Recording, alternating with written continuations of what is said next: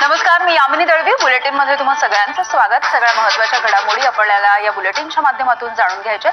सुरुवातीला आताची एक मोठी बातमी आहे. नागपूरमधून शरद पवार यांच्या राष्ट्रवादीची मंडल यात्रा ही नागपूरमधून सुरू होणार आहे आणि पक्षाचे सर्व ज्येष्ठ नेते आणि पदाधिकारी हे यासाठी उपस्थित असल्याचं कळतंय. शरद पवार, शशिकांत शिंदे, रोहित पवार यांच्यासोबत अनेक नेते यासाठी उपस्थित आहेत. जयंत पाटील हे मंडल यात्रेसाठी उपस्थित नसल्याची माहिती मिळते.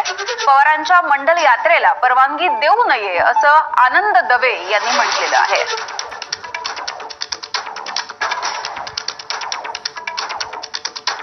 देशाला पुन्हा एकदा 1990च्या अराजकतेमध्ये घेऊन जाण्याचा माननीय शरद पवार साहेबांचा प्रयत्न असं हिंदू महासंघ स्पष्ट मानतो.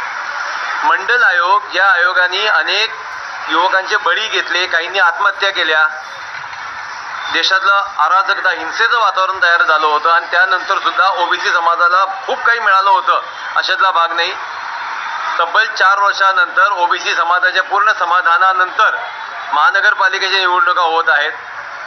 अशा वेळी पुन्हा एकदा जातीचं राजकारण करून लोकांना भडकवण्याचं काम या मंडल यात्रेमुळे होईल असं आम्हाला वाटतं. हिंदू महासंघाचं स्पष्ट विनंती आहे शासनाला की ही यात्रेला परवानगी देऊ नये. आणि यानंतर सगळ्या महत्त्वाच्या